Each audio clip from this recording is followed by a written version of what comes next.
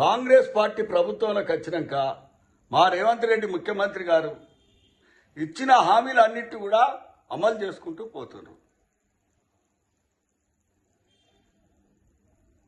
దాంతో పాటు గత ప్రభుత్వం చేసినటువంటి లక్షలాది కోట్ల రూపాయల అప్పును, తర్వాత గత ప్రభుత్వం చేసినటువంటి అనేకమైనటువంటి ఇబ్బందులను ఇవాళ ఒక్కొక్కటి కూడా నెమ్మదిగా ముందుకు తీసుకుపోతుండ్రు.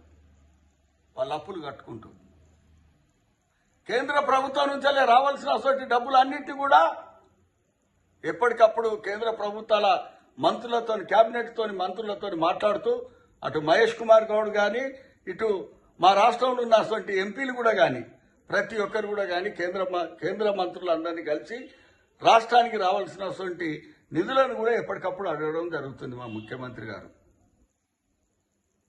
ఇవాళ మీ అందరికీ తెలుసు, ప్రతిపక్ష నాయకుడు 14 నెలలు అయినప్పటికీ కూడా ప్రజల పక్షాన అసెంబ్లీకి రాకుండా కేసీఆర్ గారు మరి ప్రభుత్వాలు తీసుకునేటువంటి నిర్ణయాలు ప్రజల పక్షాన మంచిగున్నాయని గమనించి దాన్ని నేను అసెంబ్లీకి పోతే ఒప్పుకోవాల్సి వస్తుంది, కాంగ్రెస్ పార్టీకి మరి మా ముఖ్యమంత్రి రేవంత్ రెడ్డి గారికి పెద్ద పేరు వస్తుందని చెప్పేసి ఆయన ముఖం సాటుకోవడం జరుగుతుంది కేసీఆర్ గారు. దీన్ని తెలంగాణ ప్రజలంతా గమనిస్తుండ్రు. ఇలా బ్రిటిషర్ 1931 పెట్టినటువంటి ఈ కులాల లెక్కింపు అయితే ఏదైతే ఉన్నదో దాన్ని కూడా ఇవాళ ప్రతి గ్రామానికి పోయి వాళ్ళు ఏ కులానికి సంబంధించిన వాళ్ళు అనేది లెక్కలు తీయడం జరుగుతుంది. దీన్ని భారతదేశంలో 29 రాష్ట్రాలలో చేయనటువంటి పని మన ముఖ్యమంత్రి రేవంత్ రెడ్డి గారు చేస్తుండ్రు. ఇదంతా కూడా ప్రజలు హర్షిస్తుంటే మన వాళ్ళంతా కూడా ఇది తప్పు చేసింది, ఇది అది చేసింది, ఇది చేసింది అని అనేకమైనటువంటి ఆరోపణలు చేస్తుండ్రు.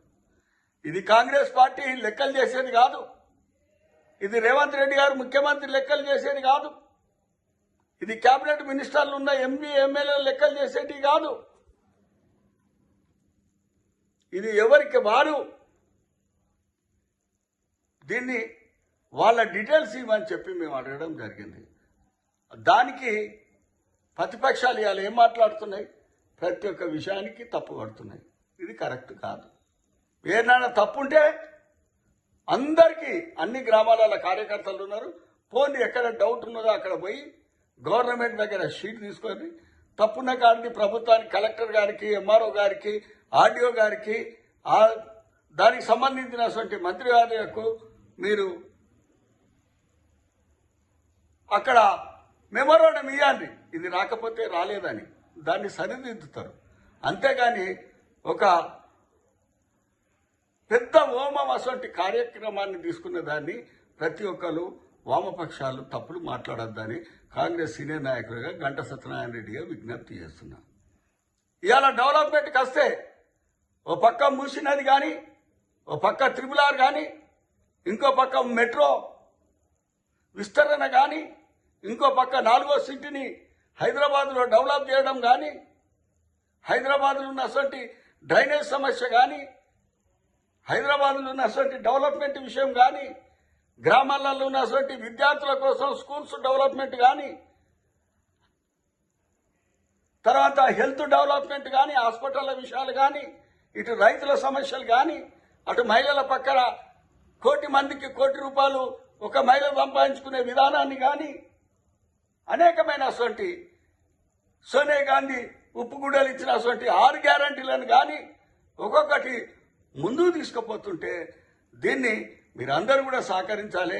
మరి రేవంత్ రెడ్డి గారు ముఖ్యమంత్రిని గౌరవించాలని చెప్పి నేను గంటా సత్యనారాయణ రెడ్డిగా గంటా పదంగా చెప్పడం జరిగింది. ఇవాళ మీరు అందరూ అడుగుతుండ్రు కాబట్టి, సోషల్ మీడియా ద్వారా అడుగుతుండ్రు, మీడియా మిత్రులు అడుగుతుండ్రు కాబట్టి చెప్పిన. జై కాంగ్రెస్, జై సోనియా.